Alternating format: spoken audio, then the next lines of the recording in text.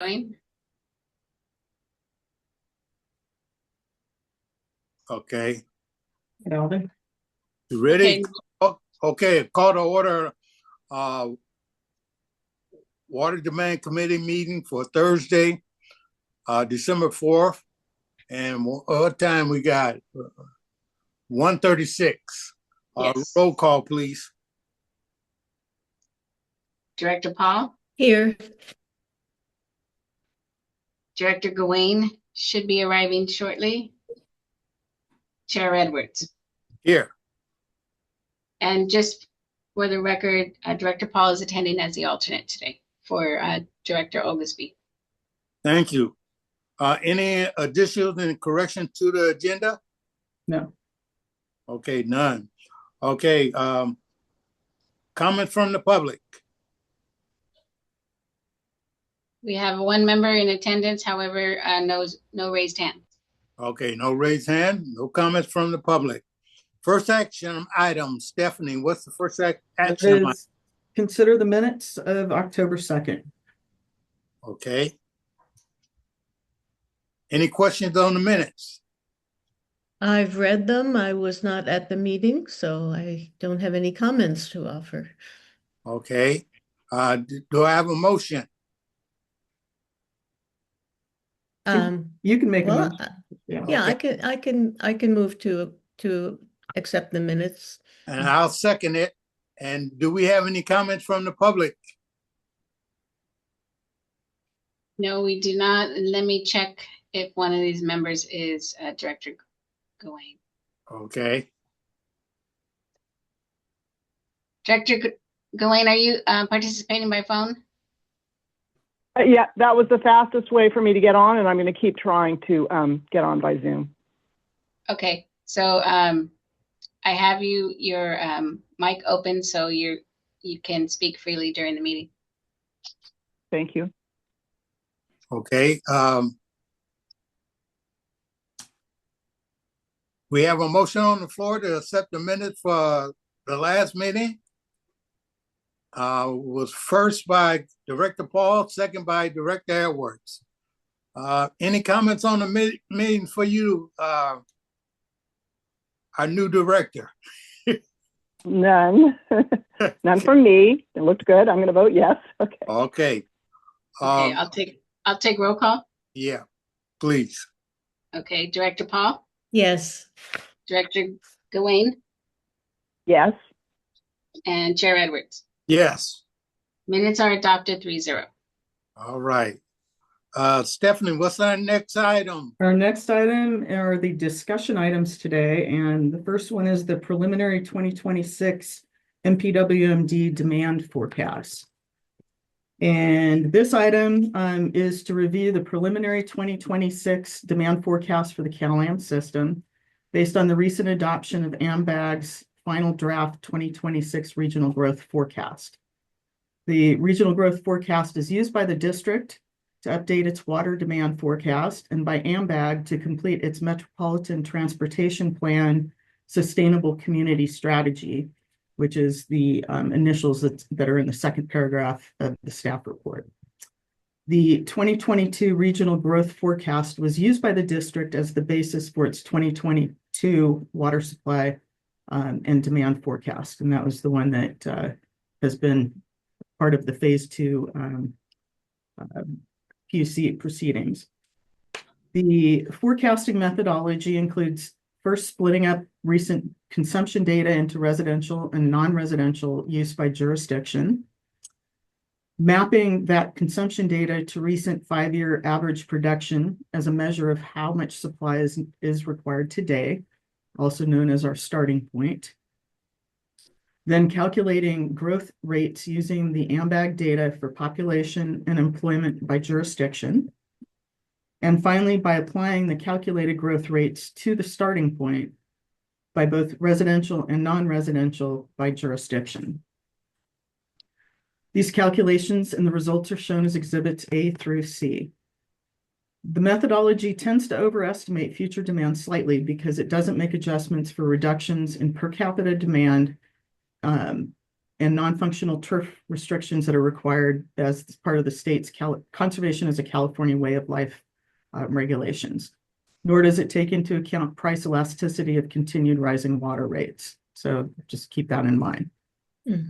As you can see from the last 2 pages of the exhibit, the draft 2026 projection is below the 2022 adopted forecast and is considerably lower than CalAM's and the CPUC adopted 2025 forecasts. This is a preliminary draft, and staff is rechecking assumptions, which is part of the reason Maureen is in this meeting right now. She's tasked with doing that. It's unlikely to change before it comes to the board in mid-2026 after AMBAG completes its Metropolitan Transportation Plan Sustainable Community Strategy, and it adopts the final regional growth forecast in June. So again, this is just a discussion item for your information, and that is my report.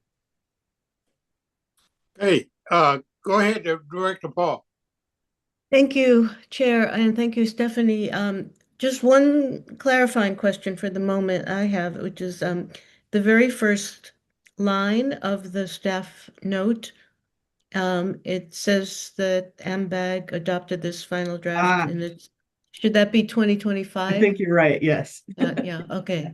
Okay. I thought that was probably it, but I was. Yeah, there were a Yeah. couple things I noted in the staff report. So before it comes to the board, we'll make sure we get all that corrected. Okay. I think it may actually be 26. No, this is in November 25, they adopted. Yeah. My apologies. Yeah.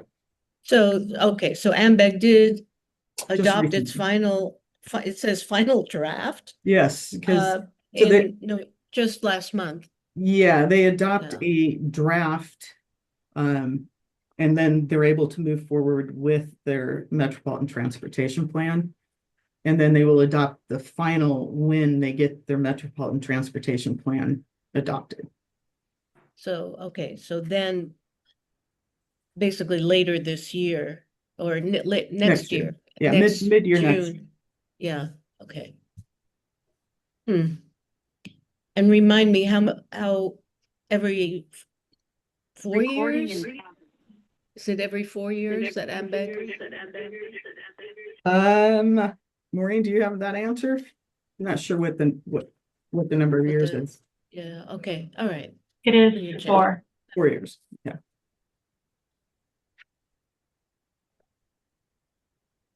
Well, it's very interesting numbers, isn't it? In terms of so far anyway, validating the projections that we and other interveners in the CPUC proceeding presented seem to be closer to what's happening than the CPUC adopted numbers. And that's good in terms of supply, the supply being adequate for a longer period of time. Exactly. So it's very encouraging. Director Gerling, any comments on this? Hey, go see your smiling face. Unmute yourself. There you go. Okay. No, I was just interested, like the graphs were a really great way for me to understand it a little bit better. And I think I understand the difference. I mean, we're using essentially the same slope here for the 22 adopted and the 22 adjusted, right? It's just it was adjusted for actual use, yes. Right. So but has the slope, has the slope changed at all between those two models? When you make the adjustment, you adjusted for the lower starting point because you know where we really are now. Yes, I think that is correct. Yes. And it looks to me just like the model is a little bit different. So I was just wondering if you knew what that was. I believe he made a slight change. Instead of taking a linear approach to the increase over 25 years, he did it in discrete 5-year chunks. so you can see small break lines in there at the 5-year marks Right, definitely for the draft. for the dra- new model. Yeah, not for the adopted. It's still Correct. linear, but I don't know, it's a little bit different, not much. But yeah, I can see that. So it's kind of leveling off. Mhm. Okay. And the sharper slope there in the first 5-year segment, just reiterate, we're going to have a little bit of increased rate of increase for the first 5 years. And is part of that because of the new water becoming available? Yes, it was Okay. AMBAG going out and talking to the jurisdictions and then saying, yeah, we think we're going to see a big increase in those first 5 years. Right. For it this time. Great. Thank you so much. And could that also be because of several large projects that are planned that will be coming on in the next several years? Absolutely. Hotel, yeah. There's 2 big hotel projects in Pacific Grove, and then the big one in Seaside, and the Bayonet and Black Horse, is that in That is Cal-Am's? not in Callan. Not in Cal-Am's, okay.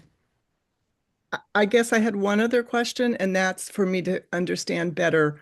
I saw the residential commercial split, and that commercial is, do you have a sense of how much of that is hospitality? That's all of our different kinds of businesses, but Yeah. hospitality is a big, big piece of that, would you say? Hospitality is a large piece of our non-residential use. Yeah, but it also includes municipal uses, so all the parks and that kind of thing. One golf course. So, Right. Because I just, it's not something that we model, and I understand that and love the population-based model. But I mean, it did occur to me that we'll see, depending on things getting warmer, then I was wondering, I don't see residential use really shifting much, but depending on what the commercial use, I was wondering, but if it's a hotel, I think not. If it's a golf course, and that's why I was trying to get a handle on that. yeah, there's only one golf course currently on Cal-Am. And And which one is that? that is Del Monte. But the state is also putting in mandates to remove non-functional turf. Yes. So we'll be seeing a reduction in irrigation. So Stephanie, remind me, and we'll help our new director. Tell us what we're going to use the report for, that we already allocated water for. Well, I think this is a document that we use for planning purposes that will be updated regularly as AMBAG updates its numbers, because obviously it's important to us to know what our water needs are going to be over time. Okay, thank you, because I believe we said every 5 years we're going to look at this, and we have. So it'll be on our agenda coming up in the future, so we can either approve it or disapprove it, or talk about it. But this is what we're going to use to help allocate future water out there. So be looking for it. Any other questions on this item? Go ahead, Karen. Yes, I just wanted for Director Gawain, I don't know if you followed the whole CPUC proceeding that went on for at least a couple of years with the question of supply and demand projections were litigated. You're aware of that? Yeah. Oh, yeah. And so, and that's part of what is being compared here in these Yeah. charts to our projection. So the most recent data that's analyzed here in this report, it basically bears out the projections that, in fact, it's even lower than what we projected a couple years back when we were making these projections, and it's well under the projections Cal-Am presented to the CPUC. Yes. And then, so this data, not only, as Stephanie said, is for our planning purposes for what the future needs are going to be so that we can, plan for adequate supply. And, it's a long-term planning exercise, but also, this data will be available to the state agencies like the PUC and the water and the State Water Board for other purposes, like when they consider lifting the moratorium. Yep. Excuse me, Chair Edwards. Yes. I do have Susan Chivoni with a raised hand. Okay. Any other directors' questions? If not, we're going to open up this discussion item to the public. Okay, Sarah, open it up to the public. Have 3 minutes. Hi, everybody. I have a quick question. I'm just wondering, once this goes through the process of finalization and approval by the board, I know there's an appeal before the CPUC on their numbers. Will this information then be forwarded to the legal team for inclusion in that? Where is that issue at this time? Has that been resolved? I'm just not sure where things are with that and how that would be used in that manner, if at all. Thank Mm. Okay. We have any other out there before we answer that question? No, we do not. Okay, there, Fran, I see your hand up. I know you can help us. Go ahead. I just want to respond to Susan's question. The matter is still pending on the application for rehearing by both MPWMD, Marina Coast Water District, and the City of Marina. So those figures that have been reported continue to be part of the record and what should be referred to. So that won't change until there is a decision on the application. So that's status quo there. The one change I would direct your attention to is that under the water code, when they're looking at demand, they look back 10 years, not 5 years. And I mentioned that because that has been an issue. I understand why the 5-year period is the most recent, and therefore it's telling you what the growth is looking like. And there was a selection of dates that the general manager used for different water cycles, whether it was very wet or dry or normal. But again, we have locked horns with Cal-Am over this issue, and the PUC continues to look at a 10-year look back, not 5. So just for clarification, I'm not changing anything that has been presented. I think it's very clear as to what it says and what it tells you. The CPUC standard under the water code is 10 years, not 5 years. So. It may help. This plot is going to feed into what's called an urban water management plan that the district is going to be presenting to the board sometime this spring. An urban water management plan is required of urban water suppliers who supply greater than 3,000 acre feet a year, and that's us. As soon as we started supplying Pure Water Monterey water at that volume. The urban water management plan requires a 5-year look back. And so Cal-Am was able to find a piece of code where they like to use 10 years, but the urban water management plans that we both use want to look back at 5 years as their basis. Okay, go ahead, your director. Oh, so I have a question then. Oh, I forgot the abbreviation, but it's the per capita gallons per day.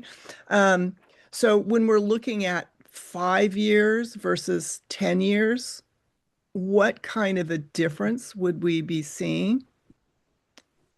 I haven't checked the gallon per capita per day, Steph, have you?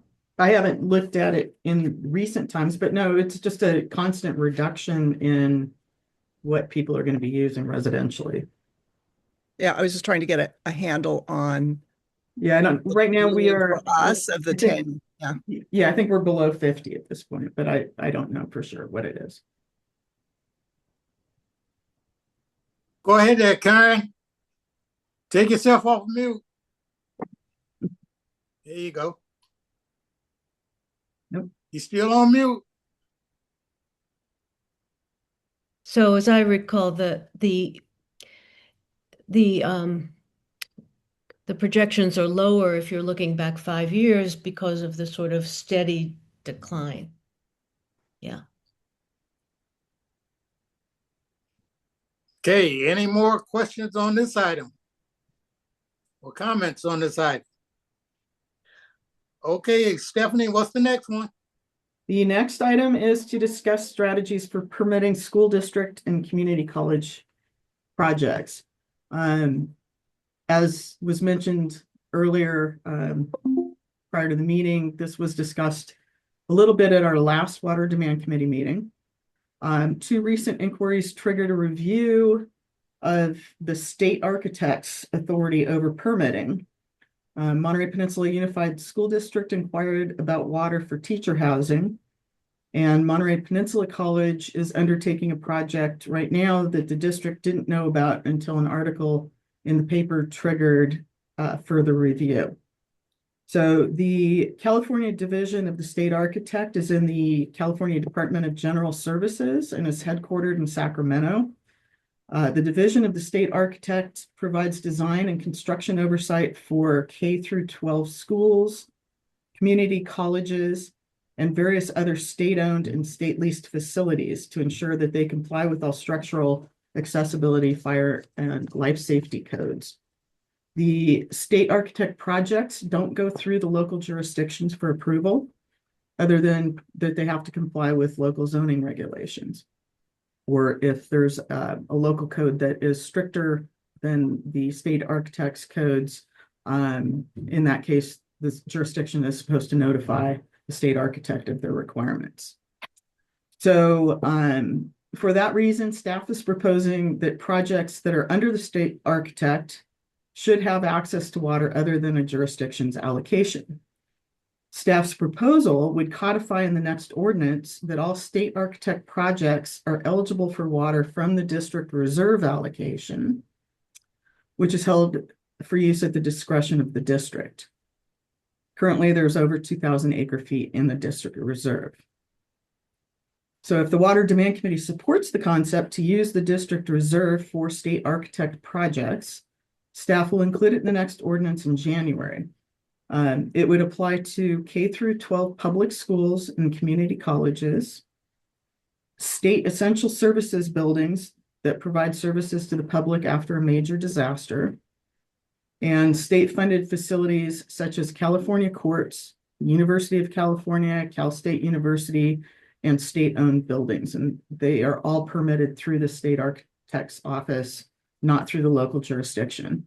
So in our discussions, we thought use of the district reserve made the most sense to allow these projects to get permits since they don't go through the jurisdictions.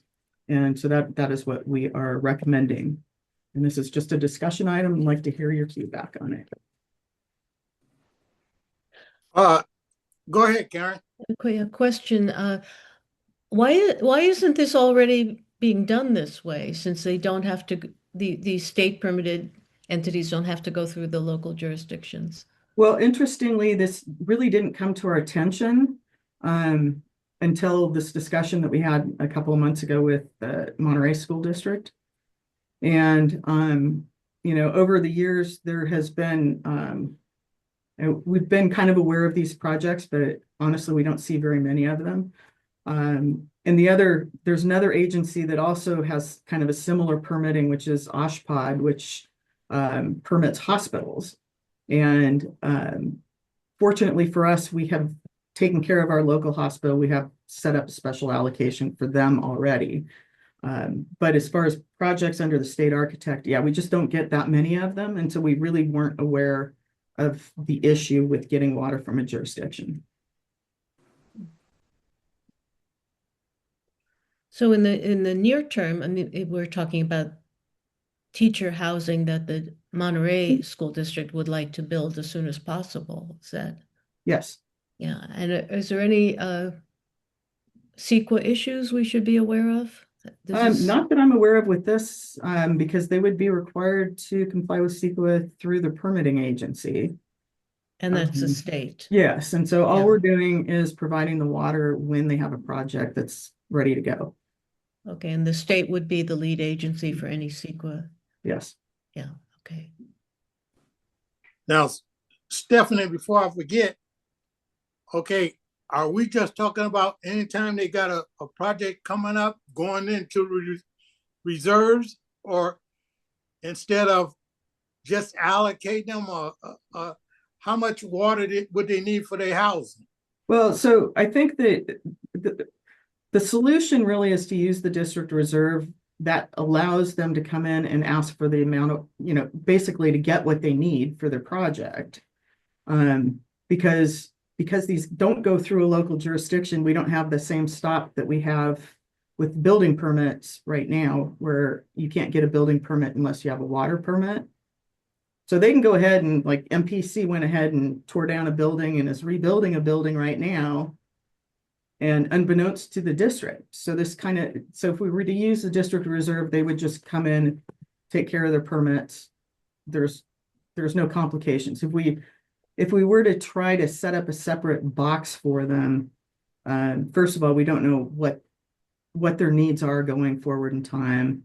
And you would not want to lock up water that would never be used.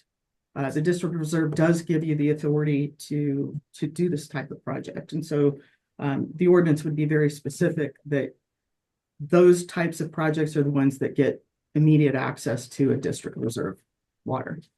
Okay, because the way I think is the military, DLI, a Navy postgraduate school, how are we treating them?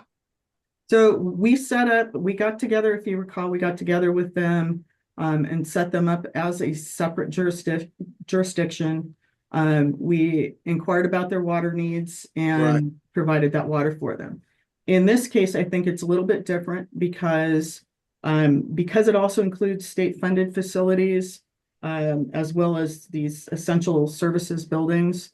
Coming up with a projection on what the future water needs would do, there's more parties involved, it probably would be much more difficult. And I think this answer, the solution using the district reserve allocation, meets the needs of these projects, and it wouldn't involve creating this whole other special box for them. Okay, good. Director Gerling, do you have any comments on this item? I don't see her anymore, I think.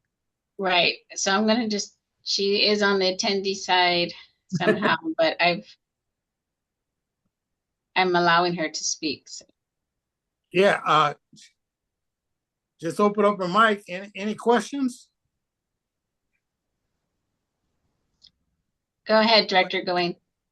Yeah, I have no questions on this point. Thank you very much. Okay. Director Paul, anything else? Well, it seems like a good idea to me. I mean, can you, Stephanie, or Director Edwards, or any of the attorneys think of any reason we might not want to do this?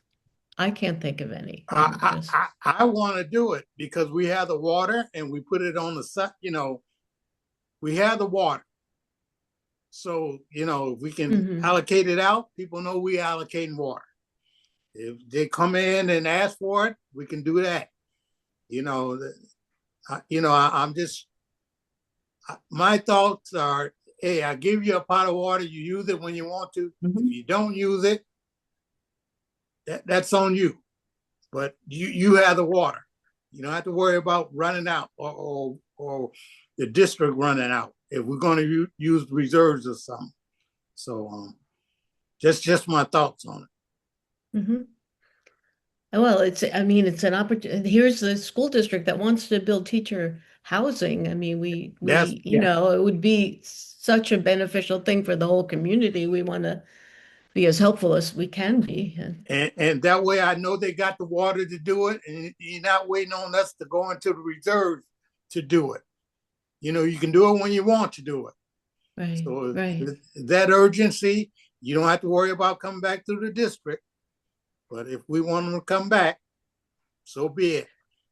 I guess I have one question. Is your thought, Stephanie, your proposal that that the board would approve specific allocation of water for specific projects, or would this be sort of a blanket? I mean, how would we in practice allocate the water, and would it require board decisions on a project by No, and project I basis? would absolutely not recommend that happen. That rather the ordinance would specify who qualifies under this provision. And those projects would just automatically be permitted when they come through. I see. That sounds like so very similar to the arrangement we have with the military Yes, entities. exactly. Yes, Yeah. Okay. Makes sense. okay, Director Gerling, I see you popped up again. Any comments on this item? No, I'm just learning a lot, and I All like right. that analogy between the military thing. I could see how you'd handle that in a similar Okay, way. well, I hear support for this, so I think that'll be my move, is to include it in the next ordinance. Good. And when would that be? I will have a draft in January, hopefully first reading February, second reading March, and it would be effective in April. I think he took it out. Okay, good. That way you can let those school districts know we're working on it. All right, thank you, Stephanie. Thank you. What's the next item, Stephanie? So perfect, because all of these kind of segue into one another. The last discussion item is an interim report on local jurisdiction water allocation policies. And as you know, the district adopted Ordinance 197 in January, and it was effective 30 days later. We allocated water to each of the jurisdictions on March 1st, 2025, and asked them to only release water to projects that wouldn't be completed until after Pure Water Monterey expansion was online. And rather than allowing some projects to move forward and beginning the release of water earlier this year, most of the jurisdictions have sat on it. Basically at this time, there are only a couple of jurisdictions that are using any of their new water. Primarily that is the city of Carmel and Delray Oaks. And the others all have some kinds of either restrictions on the use of their water, or they are in the process of adopting new policies that they previously didn't have, to prioritize who gets water, prioritize and or limit how much water a project receives. So it's just a little perplexing to staff. I guess that's kind of what the management team's met a few times, and we're not really happy with it, but that's how we released water using the same kind of system we did in 1993, which was to give each jurisdiction water and let them determine who got water from their allocation. And I guess the airport district also has used some of their Pure Water Monterey water. But so the Carmel adopted a policy that actually was fairly lenient and provided water to all different types of projects. But they did set it into boxes for affordable housing, residential uses, non-residential uses, municipal uses, and I think that was it. The City of Monterey adopted a policy a couple of weeks ago that is what might be called flawed, because they have not only restricted use, but they're not taking any action until the State Water Board releases the moratorium, the CDO. So that will be sometime next year. So meanwhile, nobody is able to use Pure Water Monterey water, which unfortunately we had a lot of projects, in particular Garden Road projects, housing projects that the city had come to the district requesting water and pushing us to get water. Once they had water March 1st, nothing happened, and probably won't happen until, whenever the State Water Board takes action. The county recently planning commission had a workshop about a month ago and took public feedback regarding releasing their water. And they are going to pursue an allocation or an ordinance to allocate the water. But it will probably not go through the supervisors. I'm guessing it'll be probably March at the earliest at this point, because it will require additional public feedback before an ordinance is adopted. Seaside has an allocation process that was put into place some time ago. Their priorities are affordable housing, which is primarily ADUs. And so they will be releasing water for that, but right now they're using their existing Peralta allocation that they had, because they had 20 plus acre feet of water remaining in their allocation before they got their pure water in March. And they have a kind of a checklist and economic development indicator that they use for non-residential uses. And if you score higher points, you're more likely to get water.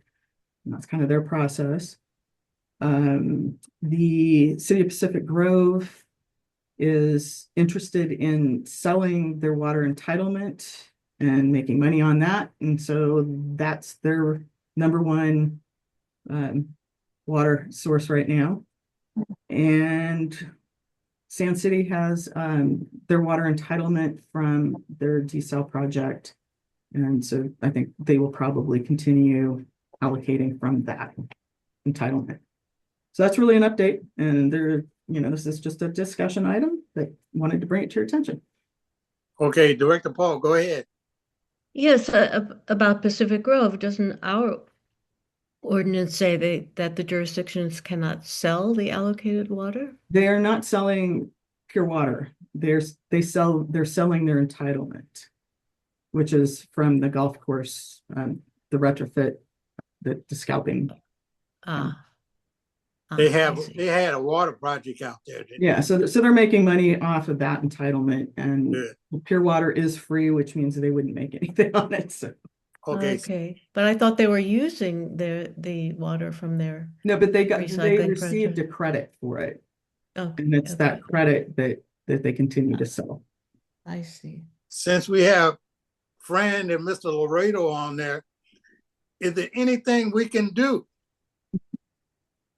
to, as far as I'm concerned, is once that water is allocated out, it's on the jurisdictions to use it. If they don't want to use it, it's on them. It's not on us. Now, anything we can do to change that, Mr. Laredo and Frank? And unfortunately, there's not much other than trying to provide those incentives and continuing to prod and put the public pressure and educating the public in terms of who is in charge of releasing that water. We provided the allocation, and it's now up for the public to really let their representatives know that hoarding it is not the answer. Good. I would go ahead, Frank. I would also add that lifting the CDO would definitely be beneficial. And I know that, we filed our application. I know the general manager has made heroic efforts in meeting with all of the voting members of the State Water Board and continuing to keep pressure on there. Mm-hmm. As far as the competition with entitlement water, I think Michael's suggestion about public pressure on their elected officials is the way to go, because why would you be paying $250,000 or whatever the going rate is these days for an acre foot of water when the public agencies have provided water into the system at no additional cost? So the public pressure is essential. I think those are the two avenues forward. And then, as I always tell you, the Water Management District is not supposed to be engaged in land use. That's And right. so we That's may right. disagree, with what the jurisdictions are doing, but that is within their purview and power. It is not within ours. Our purview is making water available, and we have met that requirement. So Now, I don't mind if you made this report public. If you said what you just told us, Stephanie, and made it public, because I'm one of those that you tell me something and my council is not doing it, I'll probably be down there telling that council I want some water. But that's the way I see it, and that's the way I feel about it. But the interim report, if you want to give it out publicly, you can talk to the GM about that. I heard you at the Carmel City Council meeting, and when they had their water stuff, and you asking people, please use the water.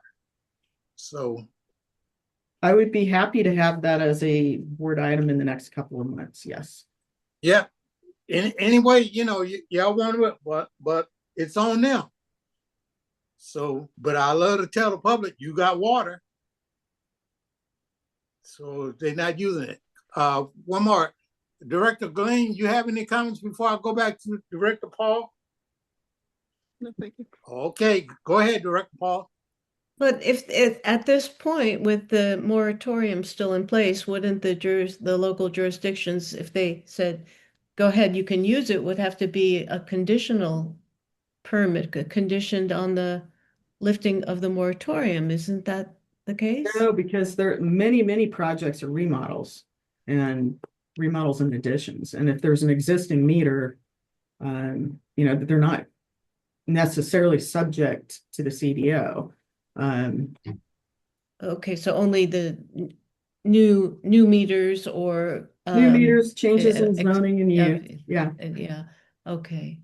So like Monterey, all those projects on Garden Road, they could use water.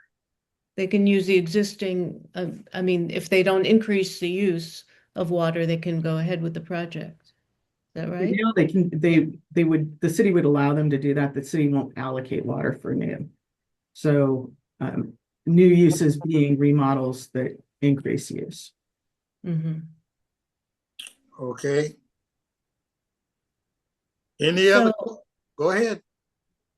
The moratorium is still an obstacle to a large degree, right? The moratorium is one obstacle. The second obstacle is the language that we've gone back and forth with the State Water Board regarding this condition 2 that talks about changes in zoning or use, and what the district interprets and what state water staff interpreted that never got resolved. So yes, the action that we've taken with the State Water Board is important to moving forward with all of these projects, but many projects could still move forward at this time. And the delays in policy, when the jurisdictions were notified they would have an allocation in September of 2024, they could have adopted policy before the allocation was ever released. So I think that's what's really frustrating to staff. So you've been in communication with the local jurisdictions. Is it possible they just don't understand this very, very well? Yeah, definitely. We don't have people in the planning departments, building departments that were around back in the early 90s when water was freely available. And so I think the mentality is this fear and this inability to deal with the fact that they have water available at this time, sadly. So, which is why I've been talking to each of the jurisdictions, management staff, as well as attending. Actually, I was involved with the City of Carmel meetings. Dave went to the City of Monterey's meeting. We all listened to what went on at the county and plan to be there as part of their policy making. But we're trying to educate them. Yes. Thank you. Keep trying to educate them, but we'll stay out of land use. We want to use the water, but we'll stay out of land use, as Fran said. Okay, any comments from the public on that item? Chair Edwards, I see no raised hands. Okay, thank you, Sarah. Okay, the last item that we got, any suggestions for future agendas? Well, we'll definitely want an update on this situation with the jurisdictions using the water that's available to them. Okay, well, just keep that update in mind, and the school policy. Don't keep that in mind. Keep that on the agenda for our next meeting. So I do have one comment for you, and Go that ahead. is, be forewarned, you will be looking at some ordinances. I will try to break them up into some smaller packages for you. But there are some substantial things that we want to update in our rules and regulations within the next several months. So I'll bring them to you first. That hopefully we'll have a meeting in January that we can get together. And I don't think there's one scheduled right now. And I'll probably talk with Sarah about getting one scheduled. Yeah, please, if we have to do a special one. And plus, after this month, we're probably going to have new demand committee members anyway. So you can get them hyped up for it. There we go. Okay. Any other comments? I just want to thank you, Stephanie, and thank Maureen, Fran, and Michael, and Sarah. Thank you. All right. And thank you, Karen, for being available. Yes. And welcome aboard, Director Gurleen. Thank you. In for a treat now. Okay, if no other comments, we can adjourn. Okay. Thank you, everybody. Good job, Stephanie. Bye, Hey, everybody. Hey, thank you all. Where's the AGM and the GM at? Tell them I want one of them in this meeting. They're at the Aqua conference. Oh, they are. Both of them gone. Both of them gone. Both of them. They're They're traveling back now. Huh?